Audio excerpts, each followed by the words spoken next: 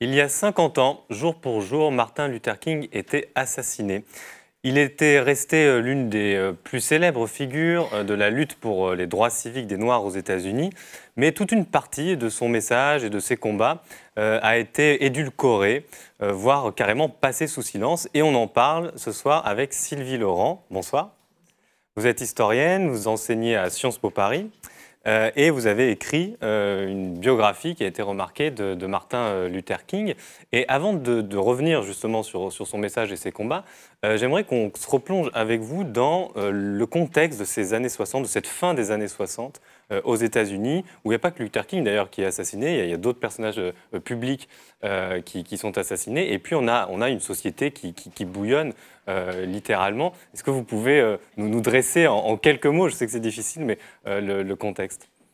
Alors peut-être si on prend l'ensemble des années 60, on peut dire que c'est une période extrêmement tendue, extrêmement critique, puisque c'est à la fois l'âge de la prospérité, de la très grande richesse des États-Unis. On est au milieu de la guerre froide. Les États-Unis se construisent comme modèle et voient leur image à travers le monde être celle de l'achèvement de l'idéal démocratique, de la société de consommation dans ce qu'elle a de plus positif aux États-Unis, c'est-à-dire des petites banlieues proprettes où les pères de famille ont un bon salaire, une bonne protection sociale, où les enfants peuvent grandir. Donc il y a d'un côté cette image d'Épinal-là qui est vendue à la terre entière, et de l'autre la réalité d'inégalités absolument criantes, en particulier en matière raciale, avec des Noirs qui sont exploités et opprimés de façon extrêmement criante dans le sud des États-Unis, où les lois permettent l'instauration d'un apartheid américain, mais aussi au nord, où les discriminations économiques, politiques et sociales contraignent les Noirs à vivre dans un statut de citoyenneté de deuxième classe. Et de cette espèce de tension entre ces deux images irréconciliables naît ce dont vous avez parlé, c'est-à-dire cette extraordinaire émergence de la violence à partir du milieu des années 60, la violence policière contre les manifestants, la violence des revendications, et puis les assassinats, en effet, de Malcolm X, de John Kennedy, de Martin Luther King et du frère Kennedy, Bob Kennedy. Donc c'est une espèce de grande séquence critique qui prend un petit peu l'Amérique par surprise parce qu'elle se croyait être très paisible, très repue et très tranquille.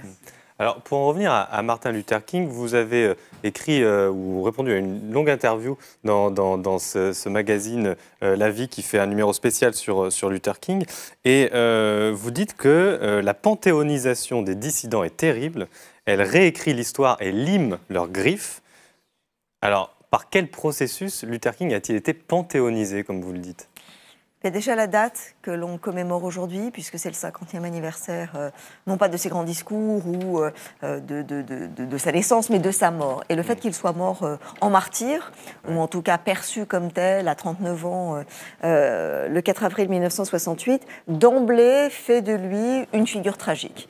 Une figure tragique dont, finalement, le sens de l'existence et de la mort aurait été d'apporter la rédemption à l'Amérique. Et très très vite, il y a dans cette volonté, justement parce que la fin des années 60 est une période de crise, de tourment et de remise en cause de cette idée du modèle américain, de rapatrier King, non pas du côté de la dissidence, de la révolte et de l'insoutenable contradiction américaine, mais du côté, au contraire, de la longue tradition des pères fondateurs, de la dimension providentielle de la démocratie américaine. Et finalement, Martin Luther King n'est pas mort parce que l'Amérique était malade, mais on va commencer à écrire l'histoire selon laquelle il est mort parce qu'il a voulu que l'Amérique soit à la hauteur de ses idéaux, et d'une certaine façon, sa mort signe la réalisation de cet idéal-là. Et c'est évidemment d'autant plus patent que c'est à Ronald Reagan que l'on doit, en 1983, le fait d'instaurer un jour férié pour Martin Luther King. Et ensuite, si vous voulez, chaque année, la commémoration publique par les institutions, celle-là même, qui était fondamentalement critiquée par Martin Luther King, célébrant la mémoire de ce doux pasteur et qui ne vivait que d'amour et de réconciliation et de main tendue avec les Blancs, hein, c'est l'histoire qu'on a vendue à ce moment-là, achève de, en effet, transformer Martin Luther King en une espèce de gentil Père Noël qui célébrera les gloires de l'Amérique, ce qui est un contresens assez inouï. Oui. Alors, on va parler des formes de sa lutte pour les droits civiques et d'autres combats. Et notamment, dans les autres combats, il y a l'enjeu de la justice sociale. On va regarder un extrait vidéo assez étonnant où il défend ce qu'on pourrait appeler aujourd'hui une sorte de revenu minimum garanti. On l'écoute. That is a great deal that the society can and must do if the Negro is to gain the economic security that he needs. Now, one of the answers, it seems to me, is a guaranteed annual income, a guaranteed minimum income for all people and for all families of our country. It seems to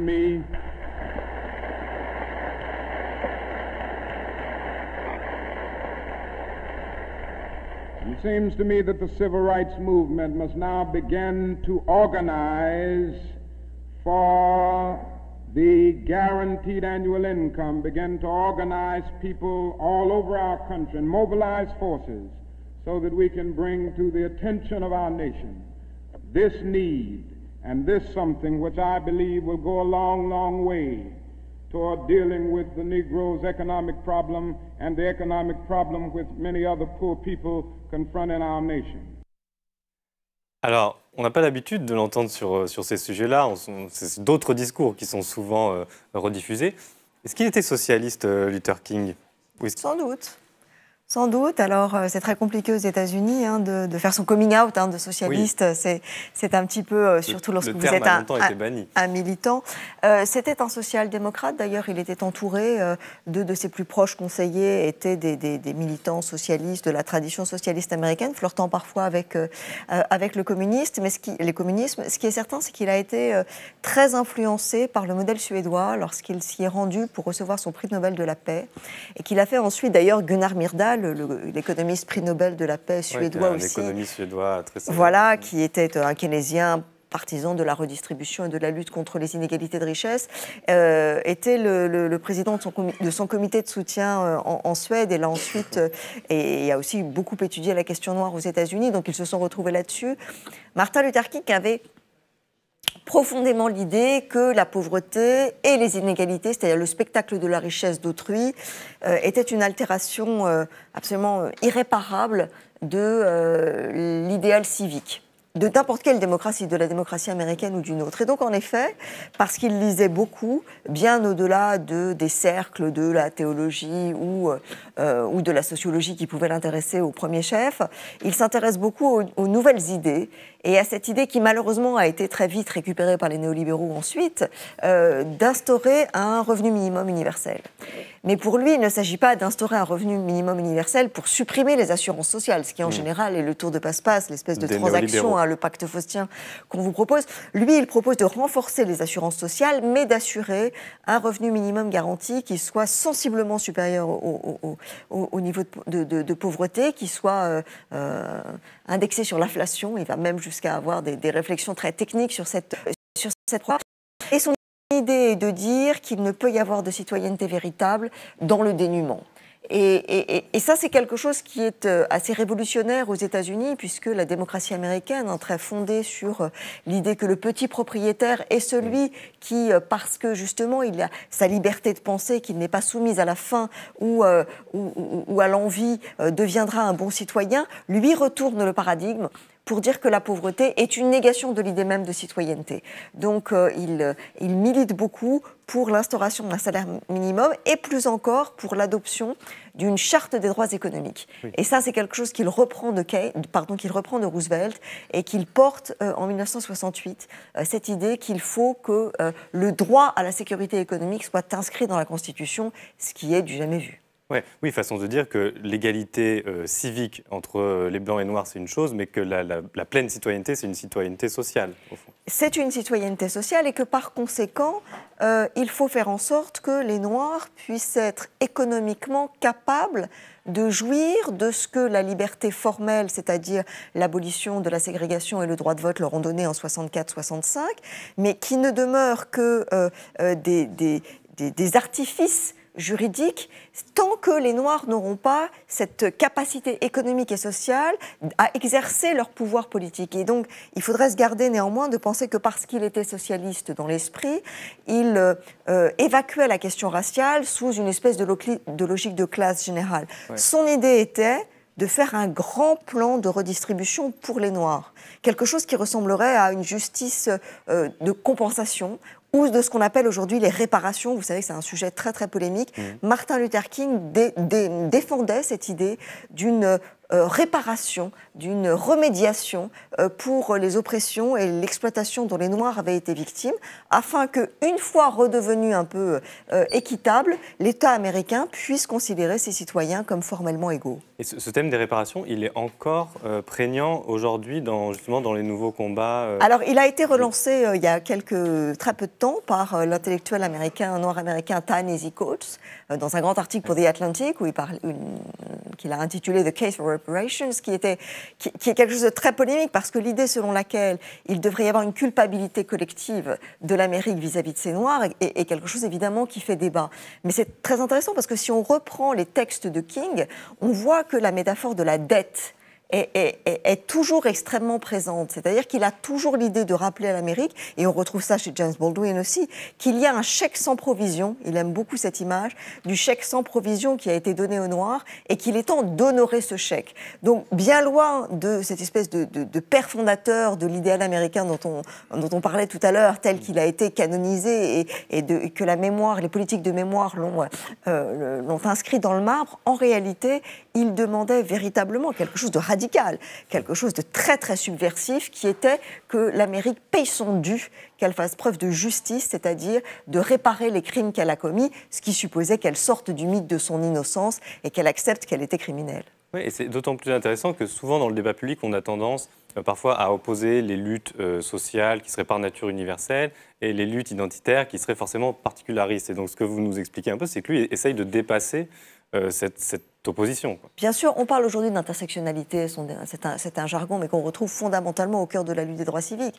Cette idée selon laquelle, vous savez, on entend beaucoup ça, il n'y a finalement que les petits blancs qui auraient une classe sociale, et que les Noirs, eux, ou les Hispaniques, ou les minorités ethniques, quelles qu'elles soient, elles n'ont que la race comme forme d'identification, comme si ça n'était pas elles, le grand prolétariat américain. Et donc, ce que dit Martin Luther King, c'est que, certes, il faut une insurrection des pauvres, que la lutte des classes a une pertinence absolue aux États-Unis, mais qu'il faut garder à l'esprit que le noir est le prolétaire par excellence. Il est l'hyper-prolétaire. Et que par conséquent, c'est lui qui sera l'avant-garde de la révolution. Non qu'il exclut ses camarades blancs, hispaniques, indiens ou, que sais-je, asiatiques, mais il est, lui, la tête de pont de cette longue histoire de l'exploitation. Et donc il reprend le concept marxiste d'exploitation, d'avant-garde et de prolétariat, mais il en change d'une certaine façon le paradigme en insérant la race et la situation américaine particulière d'exploitation à base raciale, un capitalisme racialisé, une société racialisée qui est née de l'exploitation et de l'esclavage pour développer cette espèce d'articulation extrêmement fine entre lutte des classes et justice raciale. Et ça, c'est quelque chose qu'il a toujours porté, parce que parfois on oppose un peu. Évidemment, tout le monde connaît le discours j'ai fait un rêve, et que ça c'est 1963. Et puis, il est assassiné donc en 68. Et certains décrivent comme qu'il aurait été gagné par une forme de pessimisme, qui se serait un peu radicalisé. Est-ce que ça, c'est quelque chose qui pour vous, est une vraie lecture? Enfin, est-ce que c'est pertinent, cette lecture-là? C'est toujours compliqué, parce que le grand récit derrière tout ça, c'est l'idée de dire finalement ce que les conservateurs essayent de nous dire sur Martin Luther King, qui est que finalement il a perdu pied. C'est que finalement, il est devenu socialiste parce qu'il était un peu aigri, un peu déprimé, et qu'il ne savait plus quoi faire de ses journées. Vous voyez, c'est un petit peu ça la rhétorique. En réalité, c'est un peu psychologisant en même temps, quoi. Oui, et puis c'est une façon d'invalider un engagement que l'on retrouve dans ses premiers écrits. Il n'a pas 23 ans lorsqu'il écrit dans ses lettres d'amour à Coretta, qui deviendra son épouse, qu'il a lu Marx, que le capitalisme est à bout de souffle, qu'il faut évidemment redistribuer les richesses, et qu'il se sent profondément socialiste. Ce qui est vrai, c'est que les dernières années de sa vie sont extrêmement difficiles, qu'il est lâché par les progressistes du Nord et tous ceux qui se disaient de gauche, l'élite new-yorkaise, bostonienne, le New York Times, parce qu'il s'est attaqué à l'impérialisme américain, qu'il a parlé de lutte des classes et que là, au Resco Referens, il n'est plus du tout le gentil ambassadeur de la cause noire que l'on voulait qu'il fût. Donc à ce moment-là, il est très seul. Il se rend compte que les églises, et l'église noire, c'est sa maison, c'est là d'où il vient, est elle-même absolument timorée et refuse de prendre ses responsabilités. Il est harassé par la solitude et le FBI qui le persécute. Donc incontestablement, c'est compliqué pour lui et sa vie est difficile. Mais pour autant, s'il y a peut-être une intransigeance plus facilement expliquée, il n'a plus rien à perdre. Donc il peut dire davantage ce qu'il pense. Ce ne sont pas des idées qui sont apparues comme ça, soudain à la fin de sa vie, parce qu'il s'est rendu compte que l'intégration et l'assimilation à cette société américaine formidable ne marchait plus. Il n'a jamais cru à cette fable. Alors il a été lâché par une partie de la gauche libérale, c'est ce que vous nous dites, mais en même temps il y a aussi des figures plus radicales ou des mouvements plus radicaux en faveur des droits des Noirs. On sait qu'il y a des émeutes à cette époque, des émeutes urbaines. Il y a des figures, vous avez cité Malcolm X, qui sont plus radicales, notamment sur la question de la violence. Et comment il se situe, lui, par rapport à ça? On a parlé de la non-violence chez lui, de la désobéissance civile. Quelle est sa conception de la désobéissance civile et pourquoi il refuse de franchir ce pas de la violence? Alors, pour revenir au premier point de votre question sur la question de la radicalité, c'est très compliqué, ce mot est extrêmement galvaudé. D'une part, on est toujours le radical de quelqu'un. Donc, Martin Luther King a été qualifié d'extrémiste, de radical, évidemment, voire de communiste, de dissident, de subversif par l'opinion publique à la fin de sa vie. Et d'ailleurs, dès 1966, il est intéressant de se souvenir qu'il est considéré comme très impopulaire par les 2/3 des Américains. Il n'était pas du tout consensuel comme personnage. Et donc, si vous voulez, son analyse anticapitaliste, anti-impérialiste et antiraciste, elle est d'une radicalité, puisque c'est le mot qu'on emploie, ou d'une intransigeance absolue. Son appareillage conceptuel n'est en rien centriste. Ce qui est vrai, c'est qu'il avait une ligne de conduite morale dont il n'a jamais dévié, qui est le refus non seulement de la violence, mais de l'autodéfense, qui est déjà une distinction importante, qui est un point de divergence avec Malcolm X et le mouvement de la Nation of Islam, mais aussi avec ceux qui ont été ses enfants, la jeune génération qui l'a accompagné pendant toute une partie, ce sont les jeunes gens du Black Power. Le Black Power est un mouvement qui est lancé en 1966 par un jeune homme qui s'appelle Stokely Carmichael, qui était un ami personnel de King, mais qui dit finalement la non-violence, elle ne nous mène nulle part. On a beaucoup chanté, on a beaucoup marché, on a accepté d'être non-violent tant que ça marchait.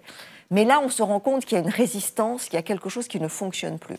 Et Martin Luther King continuait à penser, avec Gandhi, mais au-delà de Gandhi, que la désobéissance civile était une technique suffisamment agressive. Pour lui, on est dans la confrontation. L'action directe non violente, c'est quelque chose qui n'a rien à voir avec la passivité ou avec le fait de se prémunir. C'est se mettre en danger. C'est mettre son corps au devant de la confrontation dans une forme d'ascèse. Et en même temps, et c'était l'enjeu le plus important pour lui, c'est une façon pour les Noirs, en étant non violents mais désobéissants, de regagner une forme de dignité et de devenir sujet politique. Mais sans jamais donner à l'oppresseur la possibilité de l'assujettir au statut de corps qui va répondre à la souffrance. Oui, donc il y a une dimension vraiment révolutionnaire. Ouais, et éventuellement déstabiliser l'oppresseur qui n'a pas de répondant entre guillemets face à lui, ou un répondant qui le déstabilise parce qu'il n'a pas quelqu'un qui répond lui-même par la violence. Oui, alors ce qu'il reprend de Gandhi, c'est aussi l'idée du triangle. C'est-à-dire que la désobéissance civique, elle fonctionne entre celui qui est non-violent, l'oppresseur, et celui qui regarde le duo. Et celui qui regarde, qui est témoin de l'injustice et du fait que l'un des deux est passé à tabac, sera finalement moralement changé dans son opinion par le spectacle de la symétrie du pouvoir.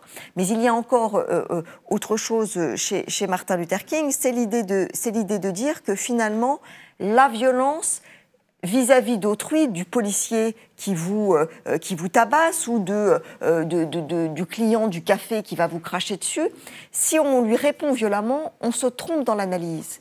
Parce que les individus ne sont pas responsables du mal. Les individus le policier, le client, le badaud, sont des pions au service d'un système qui conspire à l'oppression. Et par conséquent, il faut diriger sa colère et son indignation vers le système et non vers des individus qui ne sont finalement que la petite structure, que la piétaille d'un système bien plus général. Donc ça n'aurait aucun sens au-delà des éléments moraux, religieux et de la question de la dignité, de la construction du sujet politique. Et pour en venir et pour conclure sur des aspects plus contemporains, cette conception-là de la désobéissance civile, est-ce qu'elle trouve aujourd'hui des héritiers aux États-Unis ou peut-être ailleurs? Oui, c'est très frappant d'ailleurs de voir les deux ressuscitations de Martin Luther King aujourd'hui. Il y a deux grands mouvements des droits civiques aux États-Unis aujourd'hui, on n'en parle sans doute pas assez parce que ça ne fait pas la une des journaux, que sont bien sûr Black Lives Matter. Ouais. Et donc Black Lives Matter, c'est la jeune génération, ce sont ceux qui veulent rompre avec tout ce qui n'a pas fonctionné dans le mouvement des droits civiques dirigé par King. À l'origine, ça part contre les violences policières à l'égard Ils ont néanmoins une analyse structurelle et systémique, comme Martin Luther King, mais la première urgence, c'est de cesser de se faire assassiner par la police et d'avoir ensuite les policiers acquittés. Et l'actualité montre que c'est un combat pressant. Et eux, ils veulent rompre avec l'école King. L'école King, c'est le style charismatique, le leader, l'homme d'église très respectable, qui va attirer à lui l'ensemble de l'attention et qui va incarner le mouvement. Donc Black Lives Matter, c'est un mouvement extrêmement horizontalisé, qui refuse le chef, qui est très féminisé, et qui veut la décentralisation. Donc, ils sont dans une espèce de rupture, mais qui est une rupture qui rend hommage à King. Et l'autre réincarnation, qui là est plus frappante, c'est celle qui a lieu en Caroline du Nord, mais qui s'est répandue dans le reste des États-Unis autour de la figure du révérend Benjamin Barber, qui est lui aussi, comme Martin Luther King, un pasteur noir qui défend cette articulation entre la lutte des classes, la défense des immigrés, des prisonniers, et qui a repris le flambeau de Martin Luther King comme une espèce de nouveau King, puisqu'il a, il y a quelques semaines, repris la marche contre la pauvreté que Martin Luther King avait entamée en 1968 avant d'être assassiné.